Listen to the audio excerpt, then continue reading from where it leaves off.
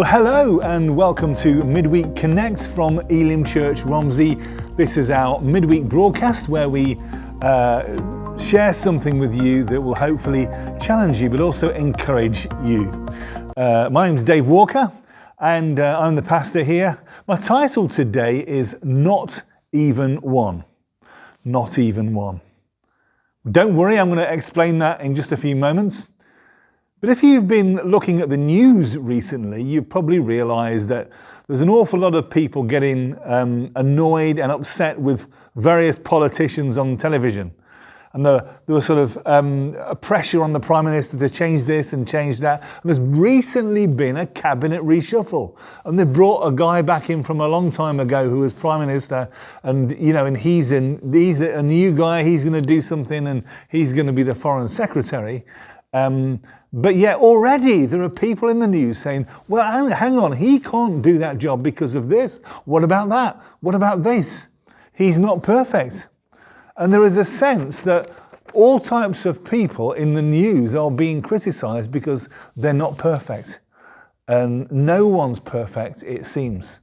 And there are no heroes anymore. It seems as though people that we perhaps looked at before as heroes are no longer being seen as heroes because of this or that, or they failed in this area, or they failed in that area.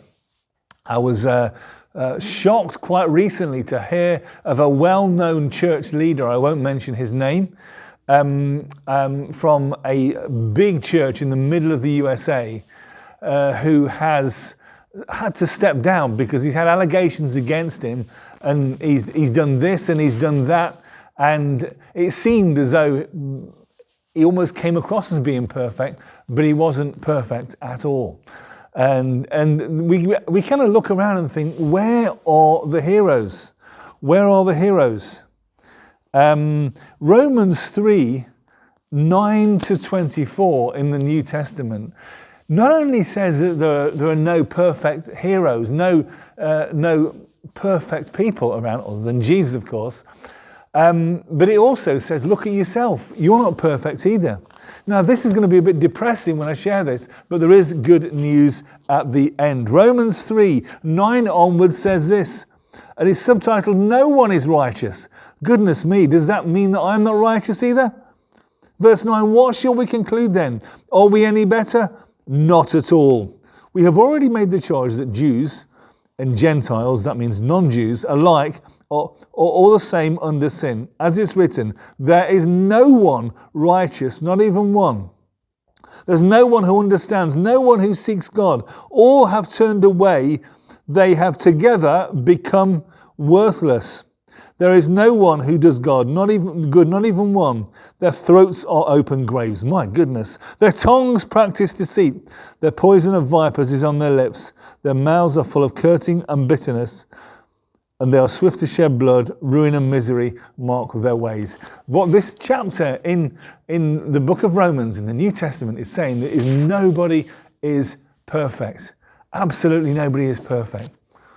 I sometimes say to my congregation, what would you do if you were told that you had 1 hour to live, and at the end of that hour you had to somehow justify yourself before God as to why you should be let into heaven? Can you imagine suddenly having that sprung upon you? Don't worry, there's good news in a moment. Because there's another part of that passage of scripture that's just incredible and really encouraging. But there's another illustration that I used to give to our church years ago, and it's a true story apparently. That in 1980, when Mount St. Helens erupted in Washington State in the USA, a story is told of a man who lived halfway up the mountain. He lived in a shack on his own. And on the news, the information came across on his portable television that Mount St. Helens would actually erupt very soon. And because he knew about Mount St. Helens, where he lived, and volcanoes and lava, he knew that if that erupted soon, he would have no way of getting away. He'd have no chance. He was halfway up. No vehicle, no amount of running could get him out of the way of the lava flow because it was quite steep where he was, and he was absolutely finished. He had no way out. But apparently, just in time, just in time, a helicopter came down and took him and gave him the opportunity to get in the helicopter. And he had a choice. He had a choice of either getting in the helicopter and being rescued by the only means possible from the lava, or staying there. Now that's a good illustration, and it's a fact. It's true. It happened, but it illustrates this whole issue of not being perfect for God. Imagine if in 1 hour God was going to look at you and say, right, are you perfect enough to go to heaven? Guess what? Here's the helicopter. But now a righteousness from God, apart from the law, has been made, to which the law and the prophets testify. This righteousness from God comes through faith in Jesus Christ. To all who believe, there's no difference. For all have sinned and fall short of the glory of God, and are justified freely by his grace through the redemption that came by Christ Jesus. Very simply, Jesus Christ, the perfect Son of God, died to pay the price for everything you have done wrong. And he gives you the opportunity to say, accept me by faith. Everything you've done wrong, all your imperfections, accept the fact that I died for you and that I paid the price. And accept me by faith and follow me. And if you've been a Christian for years and you still don't feel perfect, because that can happen, trust in Jesus. Trust in the helicopter that rescues you off the mountain of sin. I dare you to give your life to Christ. I gave my life to Christ when I was 19 years old. I've not turned back, and I won't turn back, and I don't regret it. He is the way, the truth, and the life. Righteousness from God comes through faith in Jesus Christ. It says so here. So we look at all the politicians and leaders from here, there, and everywhere who are not perfect, and we're not perfect. And the only way to be accepted by God is to just give your life to Jesus and say, I accept his righteousness. I dare you to do that today. I challenge you to investigate Christianity for yourself.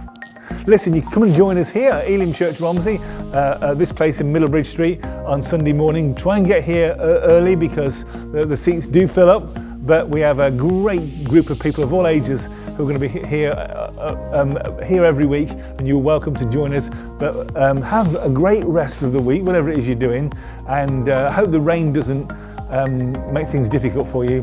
But thank you for joining us at Midweek Connect from Elim Church Romsey today. God bless you. Thank you.